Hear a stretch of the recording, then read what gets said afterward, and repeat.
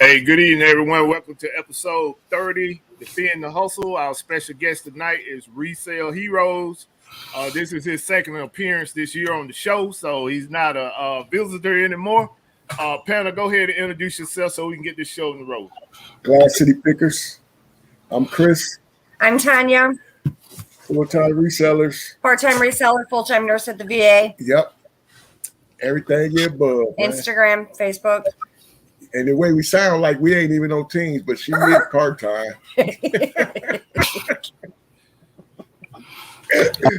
Mess All Digs, YouTube and Instagram, part-time reseller, retired military. I am a chef pretty much other than when I'm out thrifting. Welcome to the show, baby. Friday night. Yes, sir. Yes, sir. For everyone that don't know me, I am Buffalo Picker, also part-time reseller, full-time fellow employee, and retired military like my comrade, Mess Hall Diggs. Our special guest tonight is Resale Heroes coming from Canada. Resale, go ahead and tell the audience a little bit about yourself and whatever you want us to know.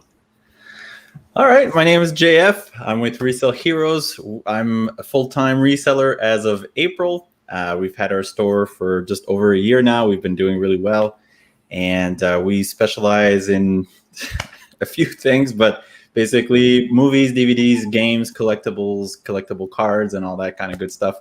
Anything that's easy to ship, that has value to somebody, we have it in our store. And Yeah, I'm happy to be here. Thanks everybody for showing up. This is always fun, and I'm looking forward to the questions because they're always good. All right. So basic format tonight, we're going to talk about everything that we accomplished in resale this past week. The talking point tonight is the pros and cons of listing on multiple channels. And we're going to do a show and tell, and we're going to do a giveaway. And we're going to open it up for question and answers towards the middle of the show. So let me get caught up on the chat, and then we'll get the show started. I want to give a shout out to Cajun Roots Reseller for being the first in the chat. Appreciate you coming out, brother. Flipping Goodies, for everyone that don't know, Flipping Goodies just opened up his storefront on, I think, last week. And if you haven't seen the video, go out and check out the grand opening of his store on YouTube. Want to give a shout out to Save Here First, Ella. Ella, I got your package that you sent me, and I'm gonna open it up on the show tonight. This is one item I won on Cajun show for the auction that they had that I supported. So I'm gonna open that up tonight. Hopefully you threw me something extra in there, Ella. Want to give a shout out to LKL Graphics. Appreciate you coming out, brother. Lug Off 1212. Thank you for your support. Tom Cruise. Appreciate you coming out on a weekly basis, Tom. Lucky Charm Wendy. Appreciate your support. All in one package. Everybody know that's Miss Buffalo. Thank you for what you do for the show. The Nicely Seller. Thank you for coming out. Appreciate you, Niecy. That man. For everyone that don't know, that man is my life coach for trying to get my health in order. And if you're interested in that, make sure you reach out to him. They got a lot of good information. Trying to get yourself in good shape for its losing weight and have a healthy body. Jennifer Hayes, thank you for coming out. Appreciate everything you do for the show, Jennifer. Let's see who else we got. Bearded Thrift Machine, what's going on, brother? Appreciate you coming out. Carter P, appreciate you coming out. I think I caught up with everybody. So let's just get it started. And we're gonna have some questions for you going later on into the show, Resale Heroes. If you got any questions for Resale Heroes, you can drop it in the chat. If you want to wait until we get to that portion of the show, you can just drop it in the chat at that time. So the first question I'm gonna pose, and this is for everybody on the panel. What did you accomplish during the week that refers to reselling? Well, I can tell you, we got some more. We found some more gems. We found some more gems that that's about to get up out of here Saturday. So Amazon got a nice shipload coming in. We did do that, and we did some listing on eBay. Few things that we had picked up, and we was gonna end up letting it just collect dust if we don't go ahead and put it on one of these platforms. So we did a little of that. Other than that, we ain't do nothing very humongous, nothing to go, I feel, to go and tell to the world, but that was a little something that we did this week. Right. All right. I want to give a shout out to New England Betty Boo. Appreciate you coming out. Anybody else can take that question up, and I'll close it out.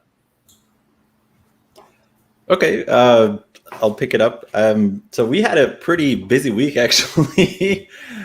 We spent a lot of money. We bought a big collection of music CDs. We bought 3,000 of them. We bought hundreds of games, maybe 500 or 600 games. We went all over the place, all out this week, and we basically have most of our sourcing done for the month, and we just have to sit there and list. But we're also in the process of moving out of our cave of our garage, which we've outgrown, and into basically a bigger space, which is super awesome. But it also means our stuff is a little not as accessible as it usually is. So we're kind of in a transition, but really cool stuff. Right. Congratulations. Okay, so Thank do you. y'all have a actual y'all doing it out of the house, or you got a location that you do it separate from the house? So we were doing it in the garage of the house, and Right. now we're basically hijacking the bottom half of a house. So we Okay. doubled our size, plus having some breathing room and room to move around. And so it's like we're doing it out of an apartment instead Right. of a cave, Nice. which is pretty cool. Yeah. Okay. So it's Well, give a heated in the shout out. winter, air I'm conditioned sorry. in Go the ahead. summer. Go ahead. I'm sorry. No. So it's going to be heated in the winter, which is really nice, and it's going to be air conditioned for the next season. That's going to be hot, so it's good. Okay. I want to give a shout out to Bill Bixby. Appreciate you coming out. The Hodge. Appreciate you all supporting the show on a weekly basis. The Middleman Picker. Appreciate you coming out. ATL Flipper. Appreciate you coming out, brother. So for me, I basically this week I did a shipment to Amazon. Probably shipped off about 8 boxes, extra large boxes, and I'm working on another shipment that I should have it ready to go on Monday. I talked to several resellers this week. Some of it was networking, some of it was helping people with Amazon. Talk to Glass City every day, so we always bumping stuff off of each other.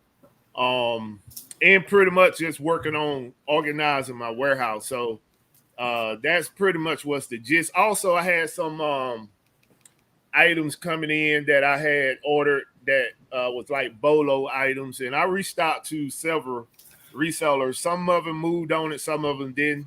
And I understand. I mean, sometimes you can, sometimes you can't, depending on what you got going on when you get the information. But I received a lot of that stuff that I was getting, where some reseller was giving me bolos and I was giving out bolos as well. So I got a lot of those orders in this week, and I got to sort that stuff out. I made sure that I got out everyone prizes that they won in the last 2 weeks. Those things should be delivered from the last I checked. So if you haven't received it, it should be if it didn't get there today, it should be there tomorrow. I think that was like one person, Sandra L. I think your stuff may be coming tomorrow due to what was going on in Louisiana for it's a storm and stuff like that. But as far as UPS said, it should be there tomorrow. But that's pretty much all I had going on for the week. That's all. You got anything? No, I've been busy with work this week. If you see my Instagram, I was helping organize an event with the USO, helping single soldiers learn how to cook. I had 2 classes this week. I was able to get about 60 listings up. I've been making some sales today, which is good. And I've been venturing out to Walmart more and more lately, trying to find some good deals out there at Walmart, getting ready for Christmas time, because Right.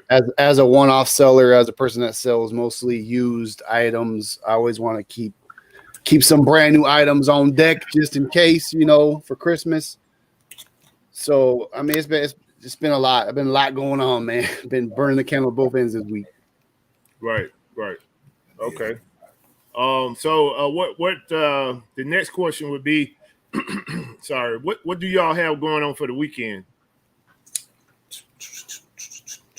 Well, for me, I'm just this whole weekend just gonna be listing. I got probably a back stock of over 300 items that are just sitting in my office waiting, smiling at me, waving at me every time I come in here. So definitely need to try to at least get 60 listings up this weekend. That's my goal. And play some golf on Sunday, of course. And then, the NFL season kicks off on Sunday. So it's going to be busy, man, real busy. Okay. All right. Glass City. Man, we're gonna get in the trenches. I know that we're gonna get out in the trenches, man, for a little bit. But we going truck cutting. So trying to upgrade the truck, but we're gonna get in the trenches while we doing that. So like you said, B-71. like you said, football season here, man. So you know what I'm saying? Right. We're gonna be somewhere on the phone or something watching them Steelers get out.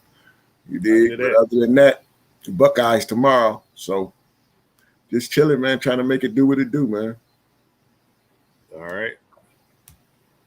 Retail Heroes, what you got going on?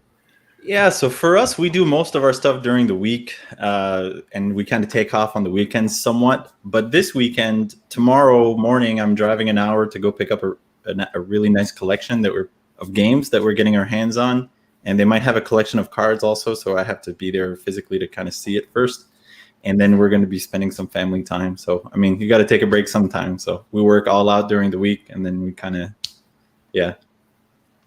All right. Yeah. So for me, anybody else had anything? No, that was all on our end. Okay. So for me, this weekend, like I said, I'm gonna finish preparation for my Amazon shipment for Monday. Pretty much got all the tags in place, so I just got to pack it. My brother is gonna come over here to help me out on Sunday, so that we can get all the shelves in place. I'm trying to find me a deal. So if anybody out there got any deal on plastic containers,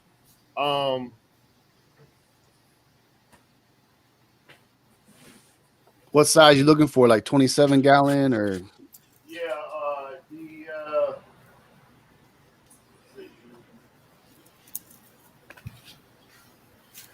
I guess it's the 62 liter or something like that. Is that accurate? I don't know. I use the 27 gallon ones. Those are the containers I use. I usually get them at Sam's Club. Sometimes they go on sale for like $7.98. At Sam's Club? Yeah. I was going to say you can look on Facebook Marketplace too. A lot of times I've seen them on there and people are just giving them away. Yeah, I looked on Facebook Marketplace. That's another thing I forgot. I'm glad you mentioned that. I forgot to mention is that the Hodges put out the Hodge. I think I'm pronouncing their name correctly. They put out a Instagram message about they received some free shipping supplies on Facebook Marketplace. As soon as that post came out, I went and looked on Facebook Marketplace, found a lady here locally that was giving away boxes, and I went and picked up all her boxes. So it was a different assortment of boxes, and I was just like, they was Amazon used boxes, but definitely in good shape. And she was a reseller. She don't resell anymore, so she just let me clean all her boxes out. So that helped out a lot. And wanted to give the Hodge a shout out for that, for dropping that into Instagram. So it definitely helped me out. So basically, like I said, this weekend I'm just gonna be working in the warehouse. I'm not doing no sourcing. I got too much stuff in here already, and I'm gonna get this shipment out. And then once I get this shipment gone Monday, I'm gonna work on my third shipment and try to push that out sometime by the end of the week. And I'm gonna do a layout on the Barbies. I may try to shoot a Barbie video, or I may even go live and just do a live video with all my Barbies that I have. And I'm gonna show some of them tonight, like I did last week. And speaking of the Barbies, this is the giveaway tonight. I'm gonna give away one of my Barbies. This is the 2019. I'm sorry. This is the 2019 Barbie, holiday Barbie, which I nicknamed her Candy Cane. I'm gonna give her away tonight. So that's gonna be the giveaway. Let me do these super chats, and then we'll keep going. Got a few of them. All right. So got like 3 of them. All right, got the middleman. Thank you, Tommy, for the help and the knowledge that you provide. Appreciate you, brother. We transparent over here, man. We can help you if we can help you. Let's see.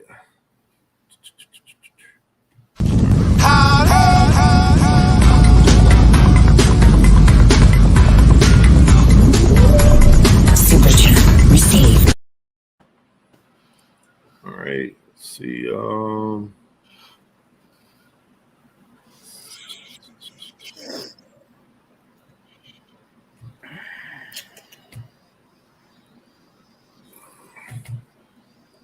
Tom Cruise.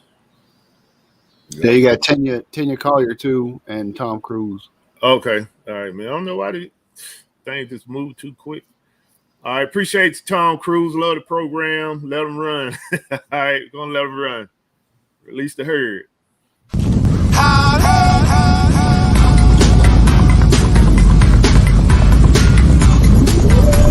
Super chat received. Appreciate the super chat. Let's see, Tanya Collier, yep. What's going on, Tanya? Next time I get on the video with your husband, you come on the video, say hello. I talked to like I mentioned, the Miller man. This is his wife. We was definitely had a nice little conversation over the week, discussing strategies and stuff.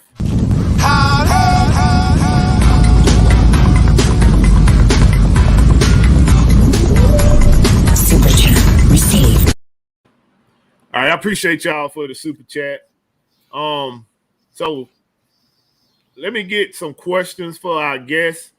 And if you got any questions for the guests, make sure you drop it in the chat. Man, y'all got this chat moving on me. Let's see here.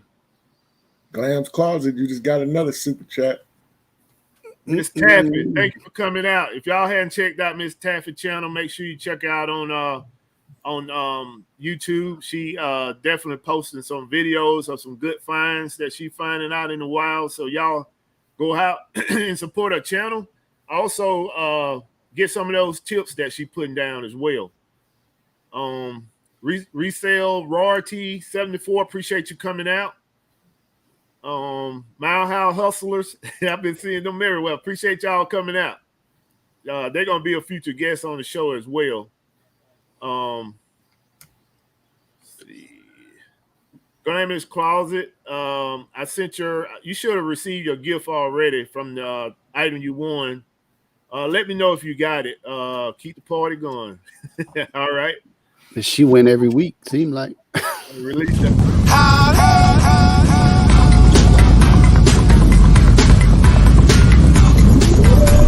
Super chat received. I appreciate y'all. Thank y'all for the super chat. Okay. You got another one. Our ear hustling. Okay, next time, yeah, come and say hello. Let's see, Miss Taffy. Bearded Thrifts just gave you another one. Appreciate y'all. Showing the love. You know, Tommy giving away a Barbie tonight. He must be in a good mood. Hey, man, I'm telling you, I was clamping on to that thing. I was like, man, I don't know. Oh, Candy Cane got a new home. I appreciate it, Bearded Thrift. Thanks for the support, brother. Release the herd.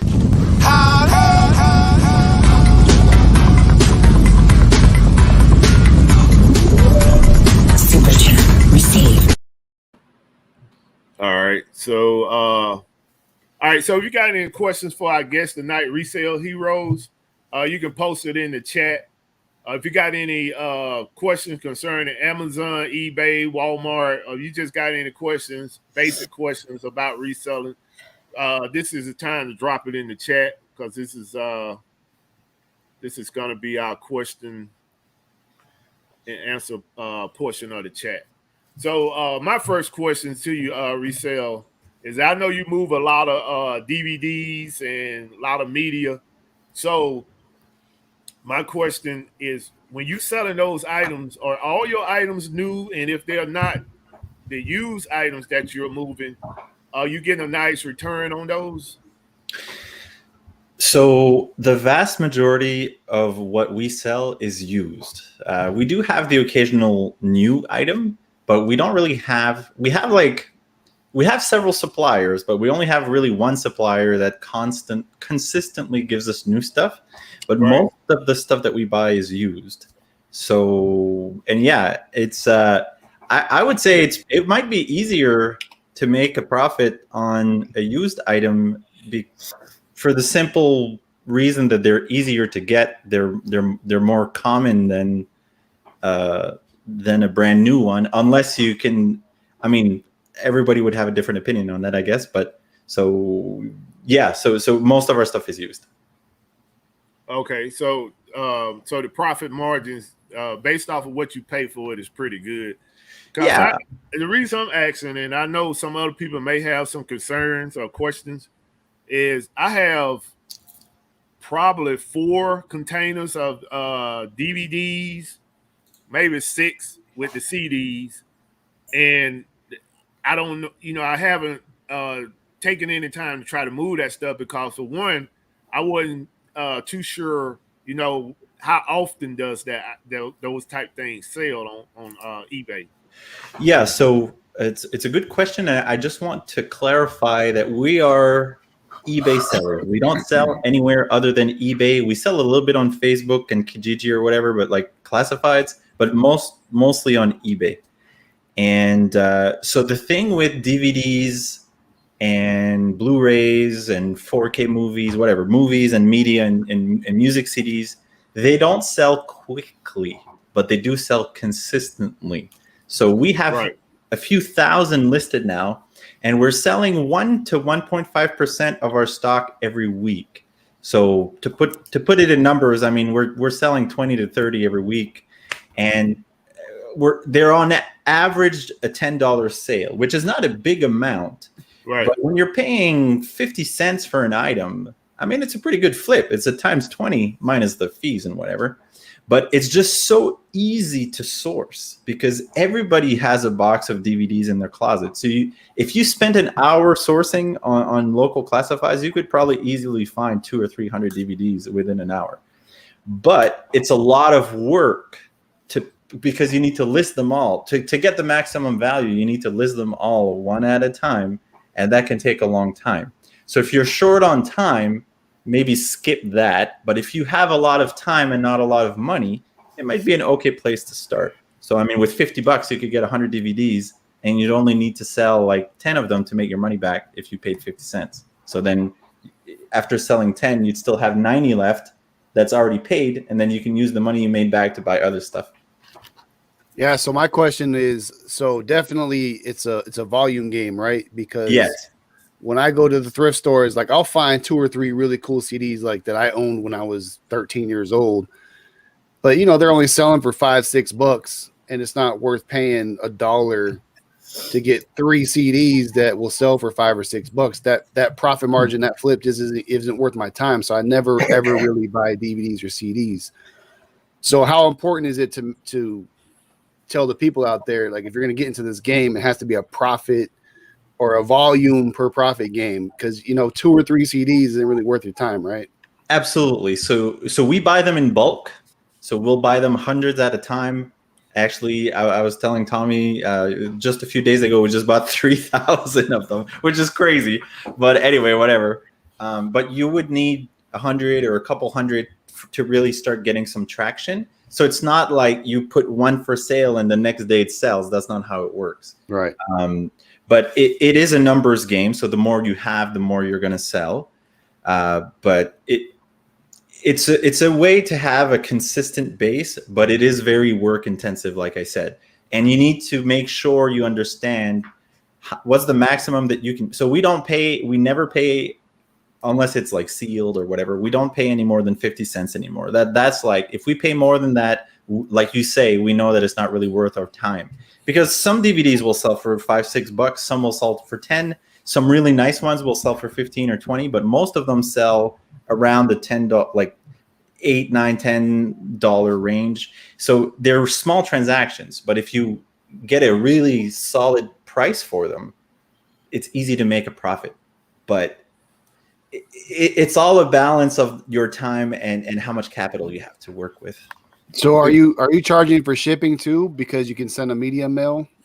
So I'm in Canada. Canada's complicated with shipping, okay. But to ship media is actually quite simple. So most of our stuff is on a free shipping model. But I mean, at the end of the day, you just need to know, I mean, whether I charge $6 free shipping or $4 and $2 shipping, I mean, it's the same thing. But it's just different, but the same cost. It's the same cost to the buyer, but it's just different, like wrapping. But so we usually do free shipping. Okay. So That is that the only thing you sell? Is the media game? That's the only thing you sell? No. So we have a lot of video games. We have like Magic cards, Pokemon cards, Yu-Gi-Oh cards, like a lot of cards, hockey cards even. We have action figures. We have like pretty much anything you'd find in a comic book store. We have. You know, we have comics. We have like it's just because the media has been so easy to source. We've been sourcing a lot more of that, but I would say we specialize in games and collectibles, and the media is just something we kind of added on because it uses the same size envelope as our games. You know, for box sets, we can use the same kind of boxes that we would use for bigger games. So it's just like a good complement to what we sell. But again, what you choose to sell, it has to make sense for your store. I mean, if you're selling mostly clothing, maybe it doesn't make sense to have something like that. And you also have to understand what you're buying because there might be 1 in 15 DVDs that's going to be trash. Like it's going to be so scratched that it's not going to work, or I mean, whatever. So they're not all winners. So it is really all a numbers game with those.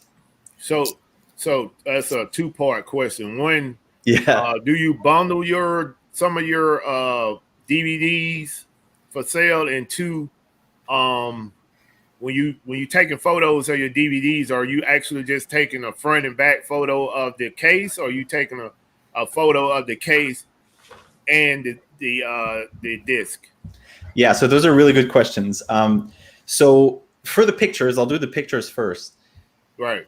We used to take the disc out and basically, I don't have one here, but so we take a picture of the case with disc and it's just like a nice display. But I could do 2 listings in the same amount of time if I just take a picture of the case. So because for cheaper items, now we just take 1, maybe 2 pictures, which is not ideal. People like to see more pictures, but that way I can list twice as fast. Right. So for that, since it really is just a numbers game, I just make sure that my description of the condition of the item is accurate. So that way we're protected. The people know what they're buying to some degree, even though it's not everything in the pictures. I do take extra pictures when there's obvious defects. But so basically we have we have like a little, our banner. We have basically our logo. We have our logo in all our pictures now. And I just take a picture of the case, either it's standing up or lying down next to our logo or whatever. So it's quick, just picture, flip, next DVD, picture. I can take, so they're really quick to list. I could, if I'm not distracted, I can list 25 to 30 DVDs in an hour, which is really fast. Okay. Pamela had a question. Go ahead. Go ahead, Tanya. Pamela had a question, and I was wanting to know the same thing, actually, Pamela. So great minds think alike. VHS tapes. Do you do any of those? Okay, so I'm going to bundle that question with Tommy's other questions. We do not bundle media a lot because in Canada, it costs anywhere between $2 and $5 to ship anything that is about this size, this thickness, basically 2 centimeters. Anything that's bigger than that, we have to ship it in a box, and it costs $15, $16. So it's really expensive. So the VHS is just a little, it just doesn't fit. So it would cost me, we do sell some, but we have to charge like quite a bit for shipping. So we don't do a lot.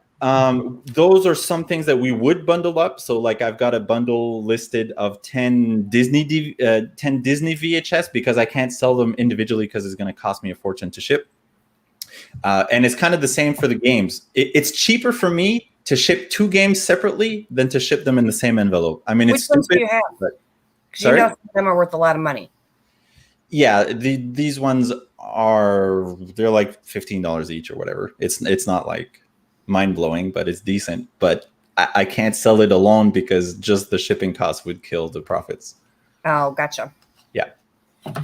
Okay, so I got a couple questions in the chat as well. The middleman wanted to know, has anyone found a Blockbuster sealed 1995 Batman Forever VHS? Nope. I know I haven't. So anybody? I have not. No. Okay. How much is it going for? Do we know? Yeah, I don't know. Let me see. I found. I will say just one more thing about the bundling. One thing that we do bundle is different seasons of the same show, or like series of movies like Spider-Man 1, 2, 3. I mean, that makes sense to bundle it up, but otherwise we just sell them all separately. Did Glamours have a question in here? Well, I know Hollywood wanted to know how you got started in reselling. So that's a question. So how did you get started in reselling, man? You know what? 6 years ago, I moved to another city for love, and that didn't work out. But before that didn't work out, I took. It never works out. Well, sometimes it does. But so I got a job at the Canadian Red Cross at the time, but it was an entry-level job, and it didn't pay very much. Great people, like a really good company or whatever organization, but it didn't pay very well. So at the time, I literally had $50 a month extra to live off of, like after all my bills were paid, and that was like not very much. So I started a store out of my apartment to basically have spending money. So that's how I got started like 6 years ago, and then I stopped and whatever. But recently, it's always been my dream to basically own my own business, and so that's what we're working on, to own my own business, have financial and time freedom and all that good stuff. So right now we're all in on the business, so that when it grows more, we can have other people, we can, leverage employees to do a lot of the work that we're doing now. So we're running it as a business, not a hobby. So we want to get it really big so that we can take a step back and let it run itself for the most part, and we can handle kind of the growth and the scaling, and then it would just kind of scale itself, which, to be fair, is not interesting to everybody, but some people will understand what I'm saying as interesting. But right. Yeah. So Glamas wanted to know what percentage you pay yourself as a paycheck versus what goes back into the business. Yeah, so those are good questions. So for a long time, I think for the first 6 months, we just reinvested everything. So I had my job, so there's two of us. We're two business partners in this together. So we just reinvested everything. We had other income and whatever. And since April, since I've been full-time, I've only taken like a baseline income, like just a really basic salary, just enough to pay all my things. Again, because in the short term, it's amazing how much of an impact just reinvesting the money does if you can do it. And it all goes back to the whole idea of compounding interest. So the more money you take out of the business, the less room it has to grow, or it's going to grow slower. So we're leaving as much as we can for as long as we can. But I project that by the end of the year, I'll be making as much as I was at my full-time income, which was a good income. But I mean, of course, and right now it's a slow season, which is like half the sales we usually get. So like whatever, right? But Right. yeah, so we're going to be taking we have a specific amount in mind that is just a personal amount.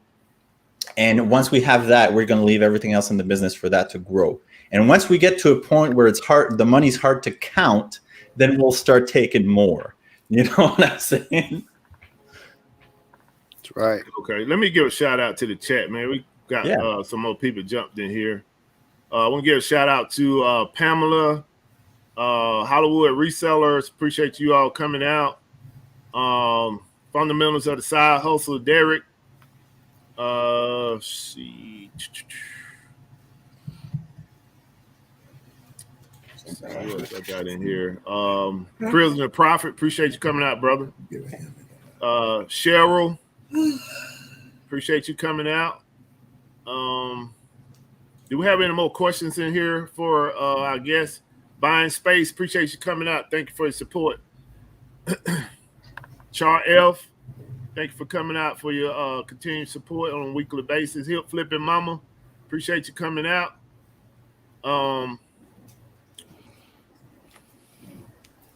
Any more questions in chat for our guest, y'all? Can you see? I haven't seen anything. Hey, if you got questions, type question. you got any more questions in for the chat, I meant for our special guest, go ahead and drop it in the chat. If you have any Amazon, eBay, Walmart questions, drop it in the chat as well, so we can get you some answers. If not, we're going to move on to the next part of the show. Here we go. Which items do you consider to be guaranteed flips? Yeah, so there's so many, and each one of us would have something different to say. But so older things usually have more value to some degree. Anything that is sealed usually has more value. Like if you can get anything that you can get sealed for cheap and that's old, has a lot more value than something that's been opened. Nintendo 64 stuff, Pokemon cards. I mean, I know a lot of people are doing yard sales. If you can buy a binder of Pokemon cards for super cheap, like at yard sales, they're almost giving it away. I mean, nothing's a guarantee, but I can almost guarantee that there's a few cards in there that are worth some decent money. But if I would just identify one particular item, just to be brief, so a long time ago, there was a game series called Guitar Hero and Rock Band. And it came out on the PlayStation 2, and then it evolved into the PlayStation 3, PlayStation 4, whatever. But back in the days of the PlayStation 2 and the Wii, those video game consoles did not have the capability to go on wireless internet on their own. You needed to have a special adapter. So those adapters are basically like squares with just a little USB dongle. And you could, I mean, if you find those at a pawn shop or at a yard sale, at a pawn shop, you could probably get it for like $5. At a yard sale, they'd probably give it away for free or a quarter or $1, but you could flip it for $50 or $40. Like it's an easy flip. It's not something you'll find everywhere, but if you do find it, I mean, that's an easy. It'll sell like really fast. So that's another question in the chat as well from Tom Cruise. He was asking, "Do you have a resurfacing machine to clean up the disc to try to get a higher profit?" So we do not. We have thought about it long and hard, but at the end of the day, we chose to not do that. With the prices that we get our stuff, we're better off paying $2 or $3 to get the really good stuff resurfaced when needed. And we just like stuff that other people would throw out, we put in bundles. So if I have a game that doesn't work, if I have a DVD that doesn't work, if I have a controller that doesn't work, I make a bundle out of it. And when I have 100 of them, I'll sell them as not working. And I can basically get all my money back. We'll get 50 cents to $1 for games that are not working for people who want to resurface them. But the reason we basically did not choose to do that is because the machine, a good machine, costs a pretty good chunk of money. We were looking at a $500 ones, but they have some for $1,000, $2,000, and there is a cost for every disc. So it would cost us, let's say, $500 just to buy the machine, and then maybe $1 per disc. So would we eventually fall into profit? Yeah, probably. But we just didn't really want to make that investment at this time. And so it's just easier for us to do it one at a time when we go to the store, or 10 at a time. When you invest into a bulk buy, are you checking every item, or you just you have to assume most of them will be good and maybe 5% will be bad, maybe 10%. Okay. I've had up to 10. We did a buy once where like a fourth of them were burnt, like fake CDs or whatever. Right. But that's pretty rare. That's pretty rare that you'll see that. But there's always going to be the odd one that doesn't work. But when you paid 50 cents for it, and like I said, you can just put it in a bundle of things that don't work, and you can get your money back if you. Okay. So basically, and I probably missed that part. So basically, that 5% of the items that may have a scratch or some case damage or whatever, you just count that as a loss, or you try to grind those out as well? So damage to the case doesn't really matter. Well, I mean, it makes the value go down, but you can still sell it. But if it's really scratched and it's obvious it's not going to work, we don't list it. We don't sell it by itself. What we do is we make a bundle, like a pile of all the ones that don't work, and then we will sell those, let's say 100 of them all together, to someone who does have a machine, and we're able to sell it at a price point where we basically recoup all our money. So we're not losing anything really. It's just we're just not making as much profit as we expected. Right. Okay. Anybody else have any questions?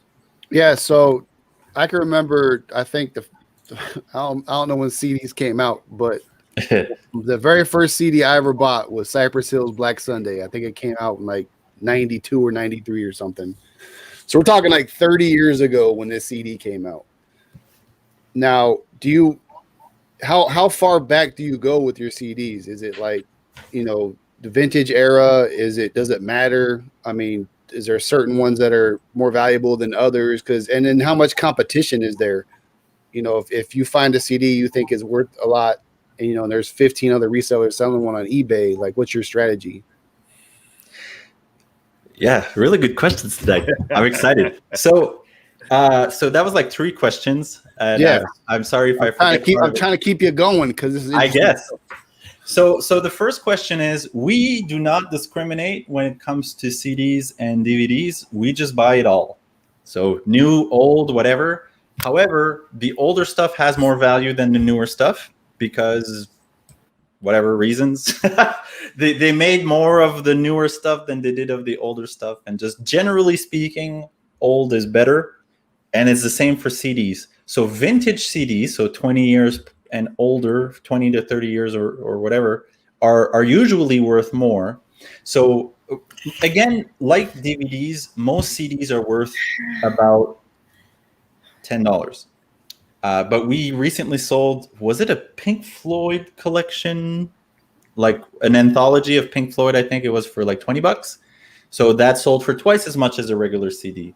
And we sold like a classical CD for the same, like for $20 too. So as far as competition, I don't think there's that much competition on eBay because a lot of people just don't want to bother with it. I mean, there is competition, but at the end of the day, there's so much that goes into the algorithm that you can't,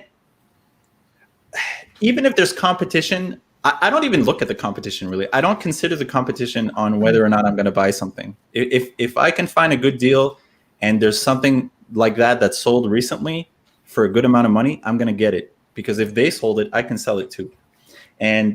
But things that you can do to put the odds in your favor. So at the end of the day, if there's 15 people selling this Post-it thing,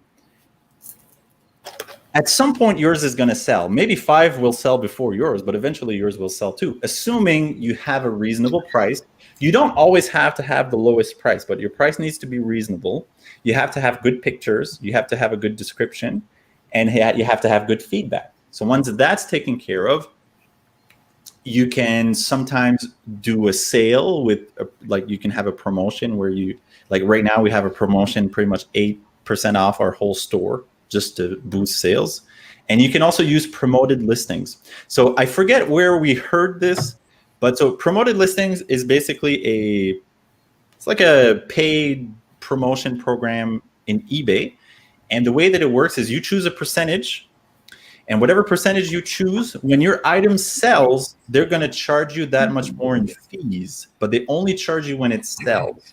But so the tip that we found really helpful was that even if you put your whole store on just 1%, which means you're paying 1% more to eBay, which 1% isn't that much, it does actually help boost sales, even just 1%.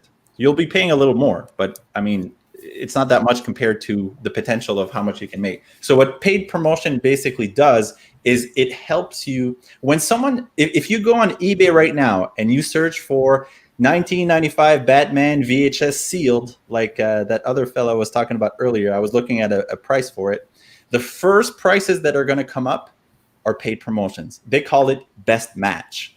Until you change it to lowest price, is going to be whoever's paying for the ads first. And most people don't know that, and they're just going to assume it's the best price, and they're just going to buy it.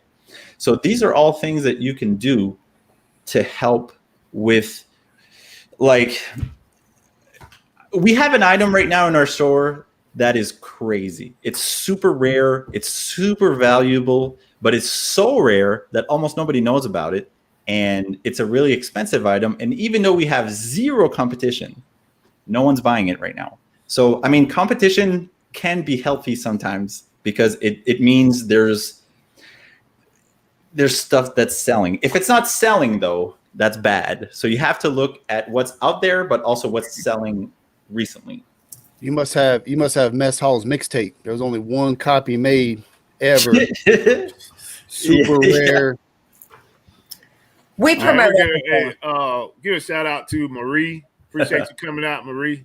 Purple Heart Picker. Appreciate you coming out. Yeah, we promote everything. What's that? Never Too Old. Appreciate you coming out. I think she won something last week, if I'm not mistaken. Hey, you don't have the big 10-inch Chucky doll, do you? The Pop Funko one? No, but I have a big Jason candy dish. See, I need that. I need that Chucky, man. That big 10-inch Funko Pop Chucky.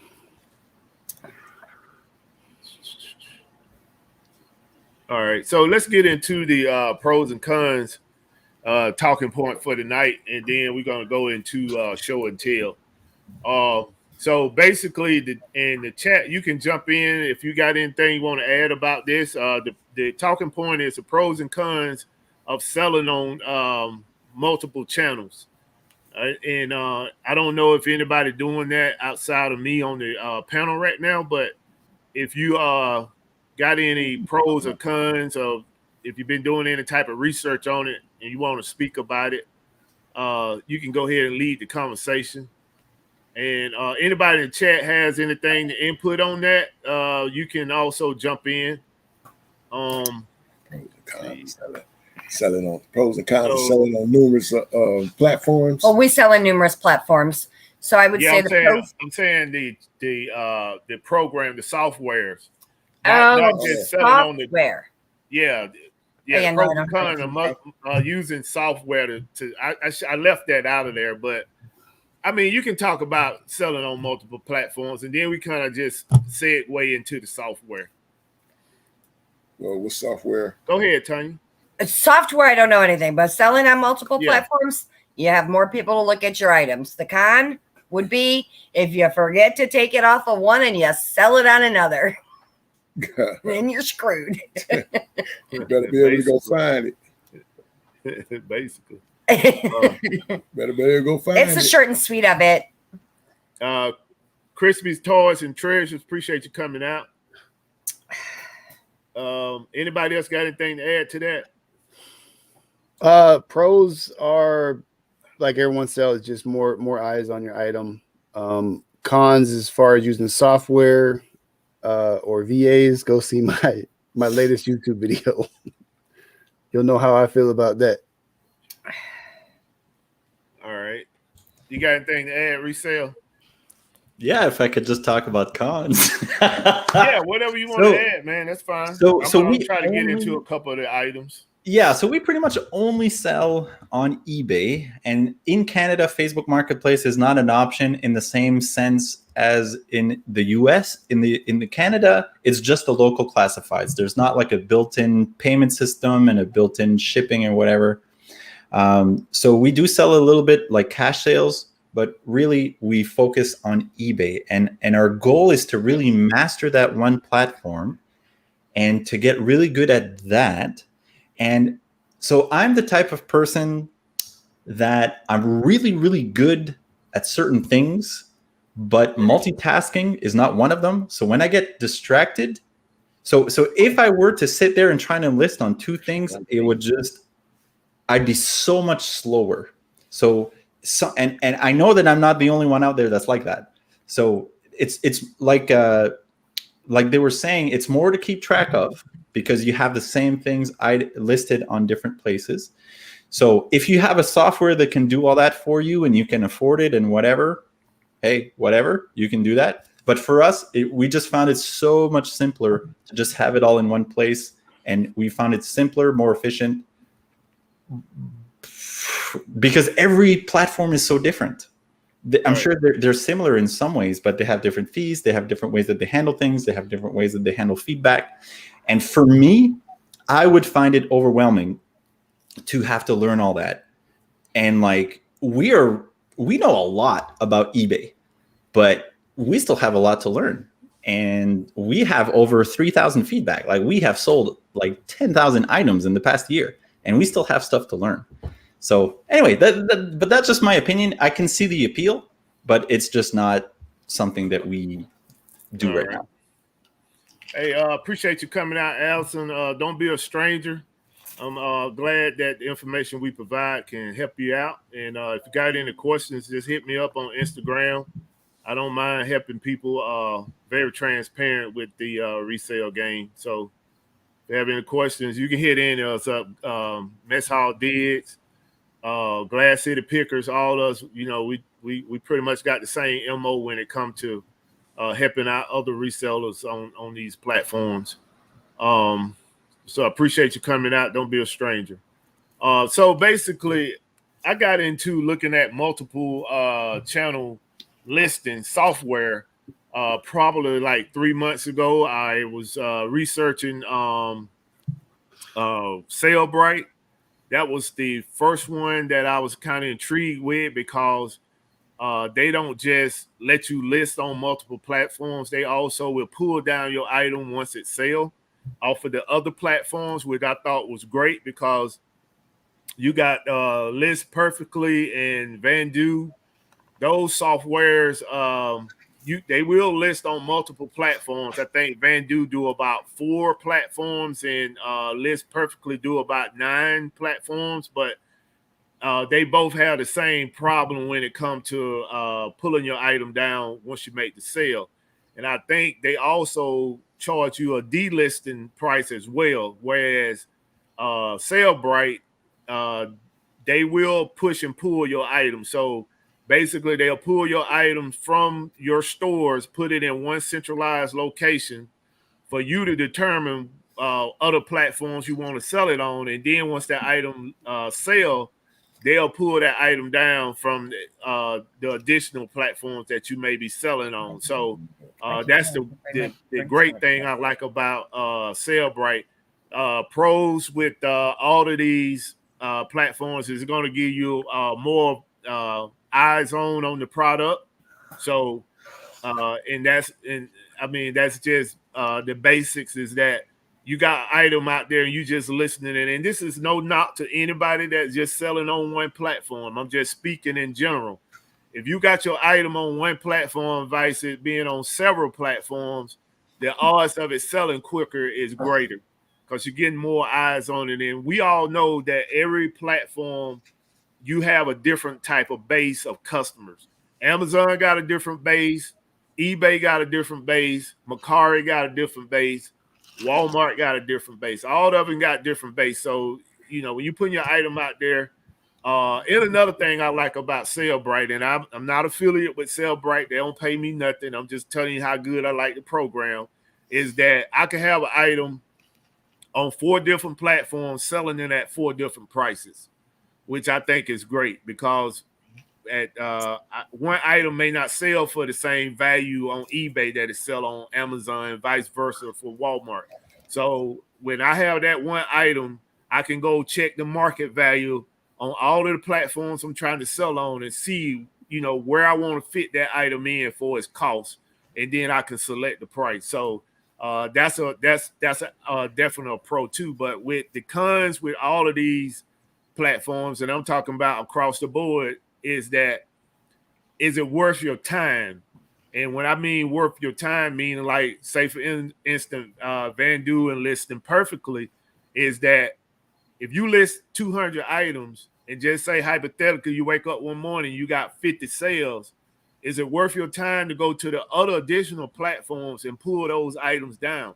And being that, ain't nobody is perfect, you miss one or two, and then later on in the day, that one or two sell. Now you got to go find that product, so it can get you in trouble. That's one of the one of the cons that I had, and I also, which rolls around into the inventory issue, of you saying that, hey, I got 10 of these items and I got them on 9 different platforms, and they start selling, and then you lose control or tracking on those particular items. So that could be a con as well, is controlling the inventory and the time that it's going to take you to delist those items from the different platforms. And also another con, which you got to pay for what you want.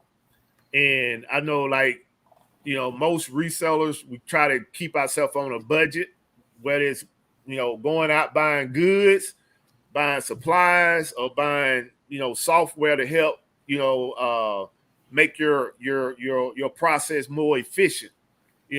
All of that is rolled up into the budget. So that could be a con as well, is that you just don't want to put $200-$400 into software at your current state.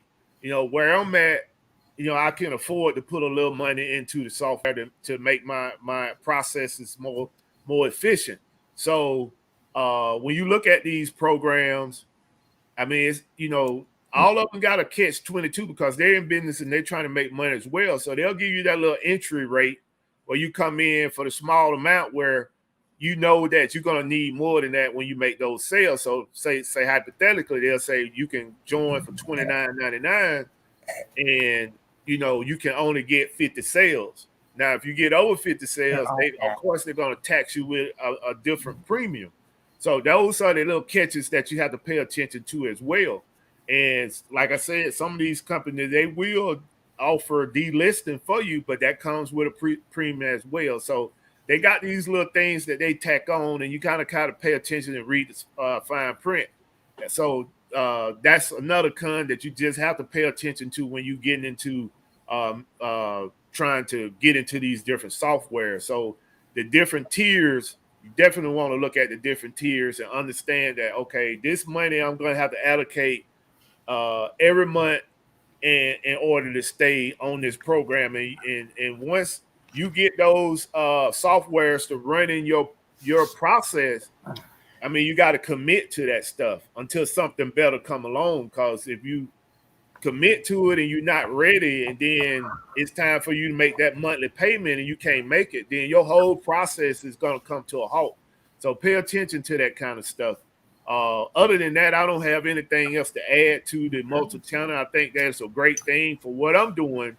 And it could be a great thing for you all too, if you're selling on multiple channels, is to kind of get you a software and centralize all of your inventory, and then you can pretty much dish it out to whatever platform you want to sell on. So Sellbrite would be my number one so far.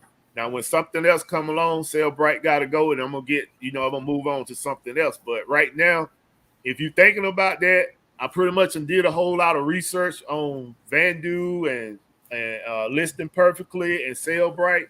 And right now, Sellbrite, to me, hands down, is number one. Yeah, I'll piggyback a little bit off what you said. So like you said, it kind of depends on what you're selling, right? So I sell mostly shoes. So shoes I can sell on all platforms, including StockX. If I have some new shoes, right, I look at what StockX is going for, what eBay is going for, what Poshmark is going for. And then you also got to understand where, like you said, certain things sell better on certain platforms, right? Because like my wife and my daughters, they shop only on Poshmark. They don't even look on eBay for deals. It's Poshmark and Amazon for them. Right. I'm an eBay guy. I support eBay. I sell mostly on eBay. I think Mercari's target audience is homeless people, but I never got so many lowball offers in my life. It's $4 free shipping, and they're sending me $2 offers. I mean, I'm about to shut that site down. But anyway, that's just me. And like the chat needs to understand is whatever works for you is what's best for you. No one's going to create a listing better than you're going to create it. Yes, these software programs will fill in all the gaps that you don't feel like filling in. but it's still, the catchy titles and the descriptions and all these things that kind of give you that personal one-on-one with the customer is going to be missing with a software program. Right. So just understand where you're trying to get people to look at your items and where it will sell better. And then, you don't really need to go spend money on software programs if you have 100 items in your store. Wait till you grow and you figure out one specific platform first, and then you want to expand your business and go into other markets, then, look into things. But other than that, I mean, I'll end it there before I get heated. Right. Okay. Jack Treasures put a comment in about list perfectly. Say he used it for a short while, but he said he don't think it's worth the trouble. Like I said, I use Sellbrite and I don't have no issues with it. Well, I do have an issue with it. The only issue I have is the premium that I have to pay every month. But other than that, it's definitely a good program. Flipping Goodies like Shopify. Say again? Flipping Goodies, Shopify is the answer. Right. Well, that's what I didn't get into Shopify, and most of you all know myself and Flipping Goodies are kind of figuring this thing out together. But that's what I'm tying it into. I'm tying it in Sellbrite into my Shopify store.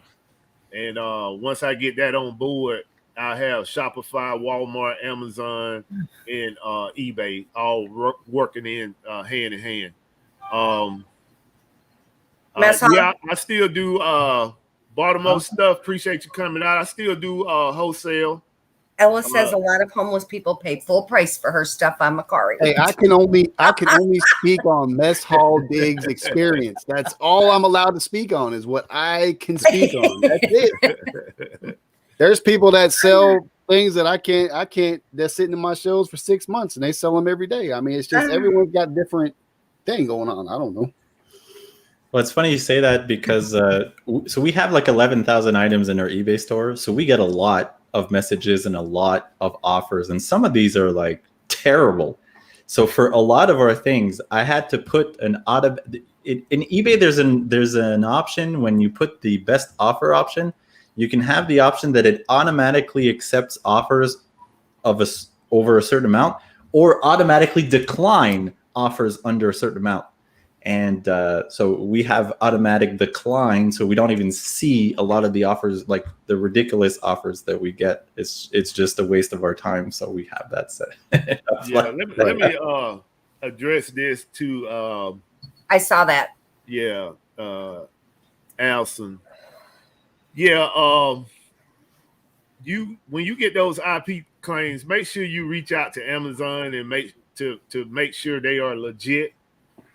Because you got a lot of resellers are now trying to beat the system now that we get into Q4 to run you off the listing, and some of those letters coming in are fake IP claims. So make sure you do your due diligence. Reach out to seller support to figure out if those are actually coming from Amazon or they're coming from another reseller, or another reseller is actually putting in a fake IP claim against you with Amazon. That has happened to me on a few occasions, and I pretty much beat all of those. So, yeah, so Chosen Goods reseller. Yeah, Sellbrite is definitely good for multiple channel listings. And like I said, I'm getting that thing in gear. For Q4, I get this dry run with it through Q4, then I'll be able to push it all next year as well. Let's see. We got any more questions in the chat? If not, we're gonna go ahead and do the show and tell. Get into the giveaway. We got show and tell. You got show and tell, Glass City? Yeah, man. I gotta run. I gotta run and go tell. Run, go tell that. That's what I have.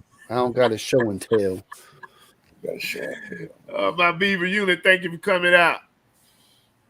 See out a question. What if you sell an item brand new with no defects, but they do a claim on return and say defects to you can't automatically refuse the refund. I somebody can take that on eBay. So different platforms must have different policies, but when it comes to eBay, you're kind of on the hook. Pretty much whatever the client says goes within reason, but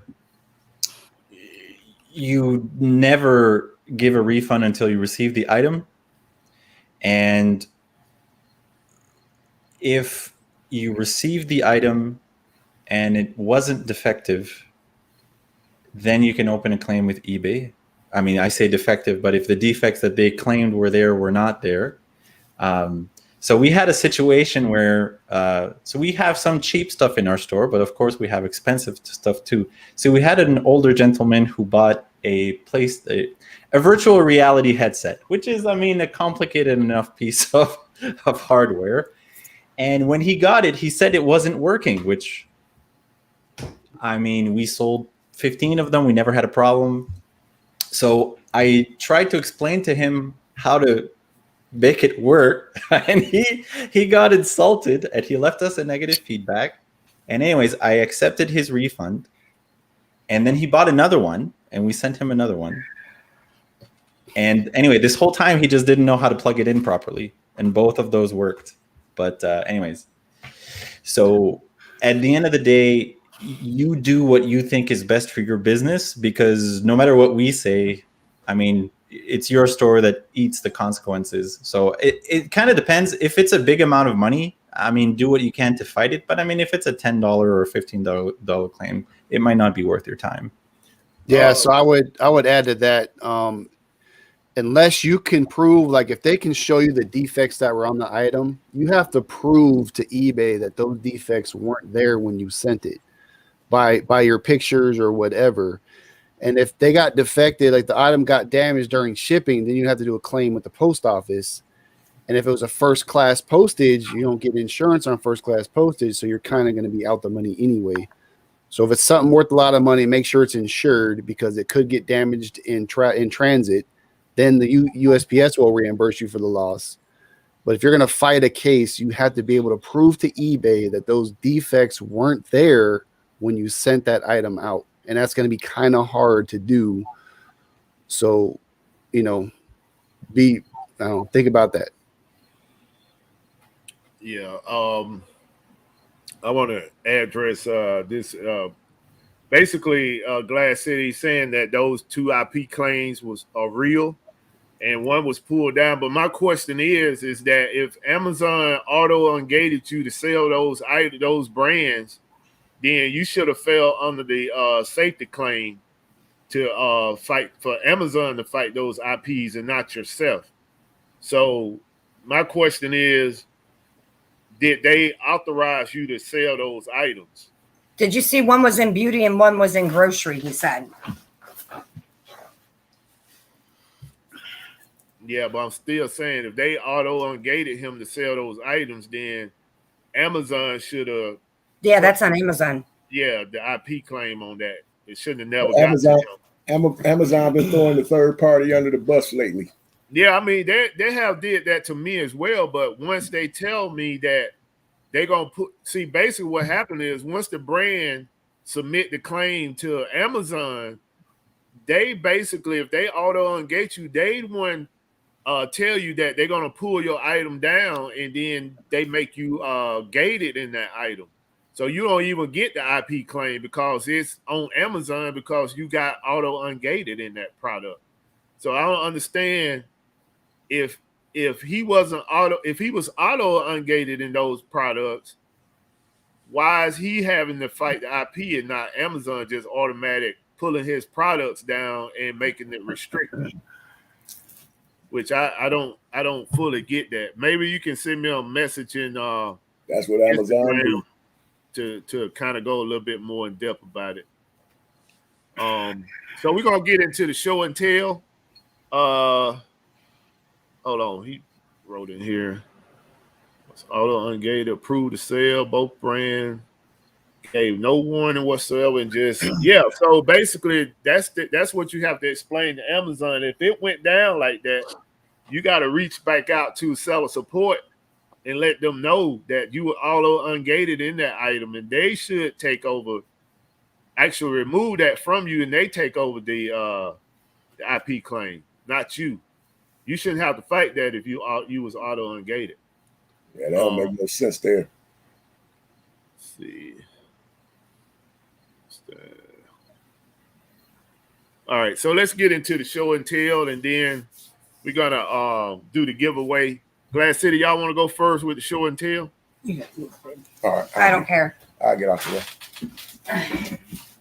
Should I take them out? Yeah, you can. I'll take them out.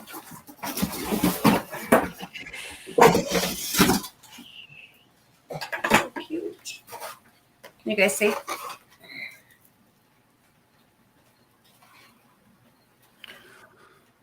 I love it. I love it. I love What is it. that? Check it with a mask on? No, that's Jason, man. Come on. Woo. It said Jason Candy Dish. Isn't it cute? So I was leaving work the other day, and one of the other coworkers, he's like, "You got grandkids, right?" And I'm like, "Yeah." And he's like, "Here, you can have it. They probably will like it."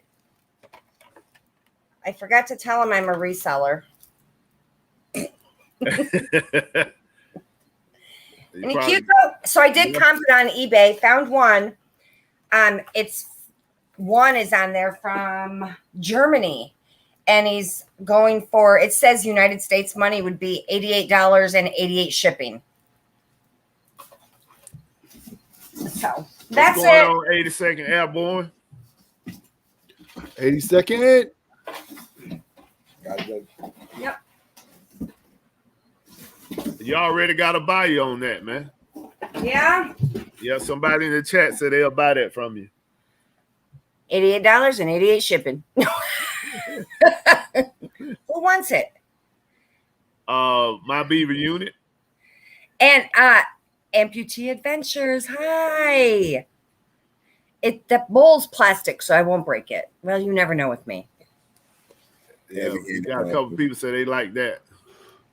Halloween coming up. I thought it was cute. And for free, you can't beat it. Yep. Shay says she want it. Uh-oh. It's awful. All right. So I'll give him that homie hookup. I don't know if I'm selling it yet. We'll see. We'll see. so I'm gonna show you all some more Barbies that I picked up during my haul. And once I get done, if nobody else have a show and tell, we're gonna give away this Barbie right here. I want to show off my book, man. When you get done. All right, cool. This is the 2019 Holiday Barbie, aka Candy Cane. I'm gonna give her away tonight.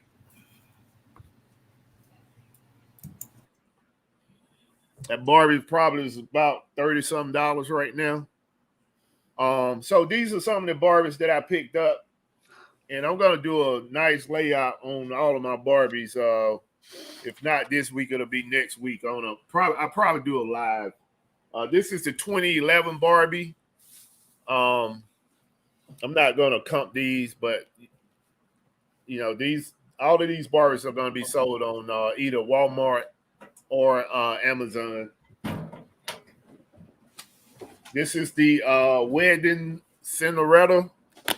This is a Disney Barbie, old school,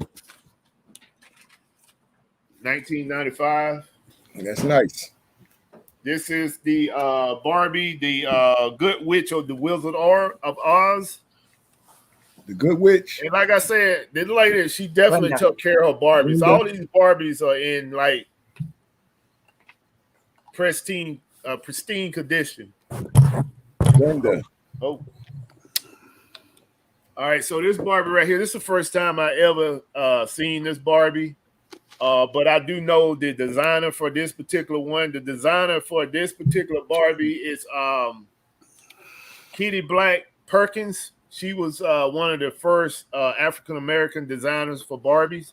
And this is just one of the 50 or 60 dolls that she designed for Barbie. This one is called the Tangerine Twist Barbie.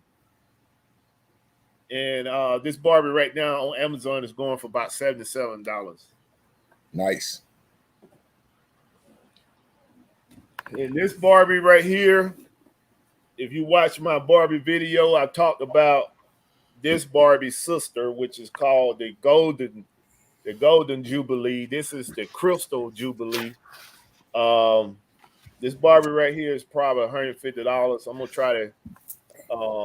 If I don't get 170 for it this year, I'm gonna hold on to it to next year because it's on a couple people selling it on Amazon right now, and I don't want to take it out of the box. But this doll is in excellent condition,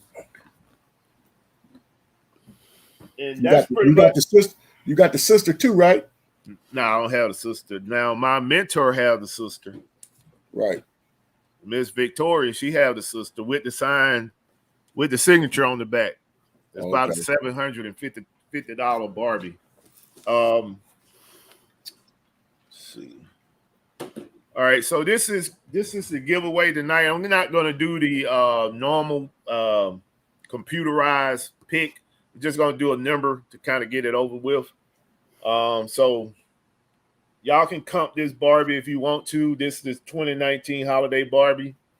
I have probably about 12 of these at the house, and I just picked this one to bring in to give away. So go ahead. If you're interested in that Barbie, go ahead and pick a number from 1 to 40. 1 to 40. The person closest to the number is going to win.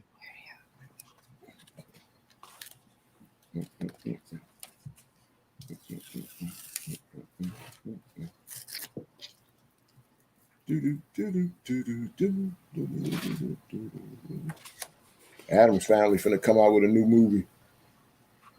Who is? The Adams Family. Yeah, the Matrix. I saw a new Matrix trailer Yeah, too. that too. Yeah, That looked good, man. that too.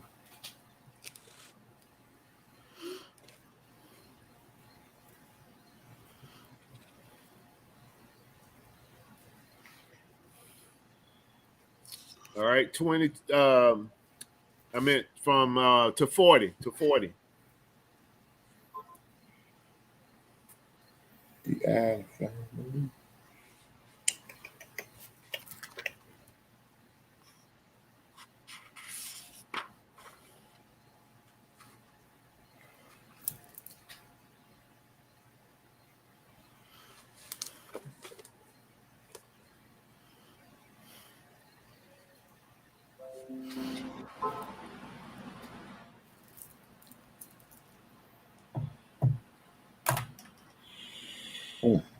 All right, we're gonna cut it off in 15 seconds, y'all.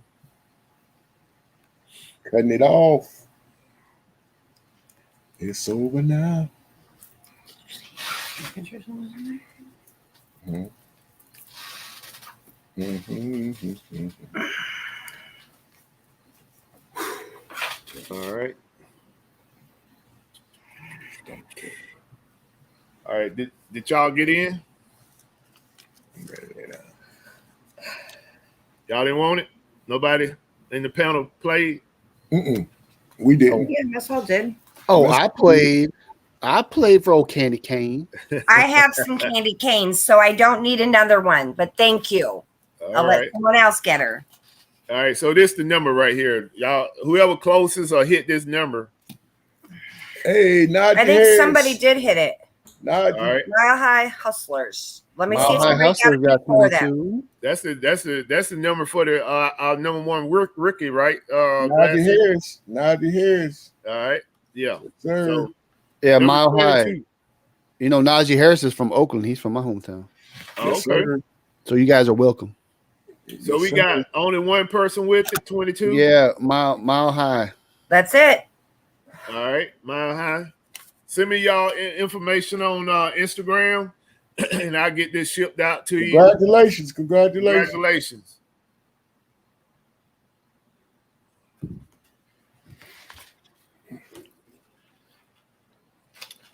All right. Let's see. Take that down.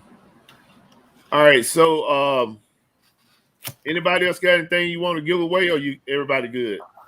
Yeah, I got these Mess Hall Dig stickers. They worth about 4 cents free shipping. No, I'm just kidding. No, I wanted to show off my book, man. All right. Go ahead, man. So I got this. Rick Ross has a new book out called The Perfect Day to Boss Up. It's a short read. It's only 254 pages. I think I'm about 60 pages in right now. And mine is personally autographed by Rose. Ricky. Now you don't have to be a fan of hip hop or just be a fan of much, just to get different people's perspectives on things. Now a lot of people have their own ideas about the game and whatnot, but if you're not trying to just learn from everybody, because everybody knows something you don't. I try to at least feed my mind. That's why I watch other YouTubers, I watch other resellers. Feeding your mind is just as important as feeding your body. Always trying to learn something new. None of us are experts. None of us have got this thing figured out completely. So if you're in the mood for reading, you like to read things, highly recommend the book, man. Nice book, bro. Got the autograph. Got the autograph. It's not for sale. By the boss himself. The boss, Rose. I don't know about the audio book. I like to read. I like to sit back, with my long tobacco pipe and on the deck with a glass of scotch. You know what I'm saying? Old school. Right. Yeah, that's how I do my books. Yeah, Baltimore. I was just basically getting in that to help somebody out. I don't really like doing those type auctions. I really don't like doing auctions at all, really. But I was just doing that to help somebody out. I know I brought some good stuff, man, but that was pretty much like a one and done for me. Let's see, some people make comments about the book and stuff. Let's see. All right. So we're gonna go ahead and close this one out. Go around the room. If you got anything to plug, go ahead and plug it, and then we're gonna close out the show. Go ahead, baby. I just want to plug Defend the Hustle, man. Tell your friends about this show. That the information that's put out in this show is just, you can't buy Mess Hall's ebook for $700 and get this much information on Defend the Hustle, man. So tell your friends about it. Reach out to other resellers that you know that are new in the game. Like we had that gentleman, Alston, I think his name was, joined in. Very humbled and thankful that new resellers decide to join us to try to learn the game and just talk about us, man, and spread the love. Defend the Hustle, Buffalo Picker, man. The guy knows a lot. Glass City, my heroes. Resell heroes. Thanks for hanging out, man. Hey, oh, thanks for having me again. So again, of course, this wouldn't be possible without the panel, but it certainly wouldn't be possible without the audience. So thanks for everybody for showing up and sticking around and, taking time out of your day to learn, or some people are just hanging out or just having a good time while they're working and just whatever. But so, yeah, I mean, so Resell Heroes is our name for our YouTube channel, is the same for our Instagram, just like Tommy is on Instagram as well. And I think everybody here also has an Instagram page with a similar name. So come check us out. Different platforms have different content. And yeah, I just want to say thank you to Tommy again. And appreciate you. Thanks to you guys. Hey, Thank you. All right. Just have a great weekend, everybody. Be safe out there. Happy hustling. Glass City Pickers, Instagram, YouTube, Defend the Facebook hustle, Marketplace. as they say. I'm defending the hustle and the life. So enjoy life. Have a happy life, especially if you got a happy wife. So I say deuces. You got some hats made, Glass City? Is that a new hat? No, man, this is my OJ, baby. It's my OJ. That's old. It's my OJ, baby. All right. Hey, I forgot to give a couple people a shout out. The names just popped up. Shopping on the Low and Never Too Old. Appreciate you all coming out, supporting the show.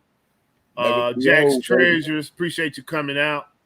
I forgot. I hope Ella is still in the chat. And I want to do this right quick before we end the show. I talked about it earlier.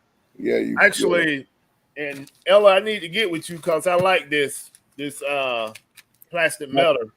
I want to get me one like this. But this is something that I received from Ella from an auction that I won. And I mean, this is just super nice. I don't even want to cut it because I mean I like this her logo right here. But I'm gonna open it up and show you all what I won. It's actually was on the Cajun Roots reseller channel. Yeah. And Ella sent this to me this week. So it's been sitting in my office at the house, and I just decided to bring it over here and show you all what it looked like. Trying to make sure I don't mess up the logo, Ella.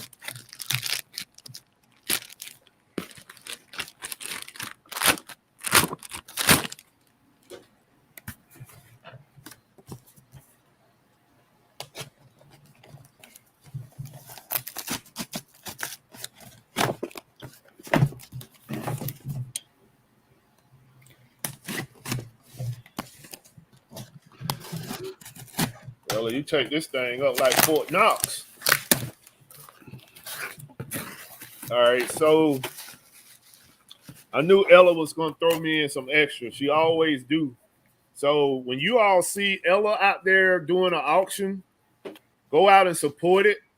I mean, most of the time, what you win, that ain't the only thing you're going to get. She's going to throw you a few extras in. And this is her thank you card. Thank you so much for your purchase. This was the candles in. Come on. Oh, okay. Oh, wait, child, she said. I can't. Ella, you got some fans to write, and I can't hardly read that stuff. But I appreciate you. This You got is the contacts in, Buffalo? huh? You got the contacts in, man? I mean, I got my contacts in, but Ella got some fans to write, man. Looking like she's signing the Declaration of Independence over here. So these are the items that I picked up, and I don't remember getting the candles, but I think she said I did. So, all right, I got the Joker diabolical table game, and I got these candles. So Okay. I'm probably gonna do a giveaway with these next week. But I appreciate it, Ella. I mean, it was all about the support. Thank you.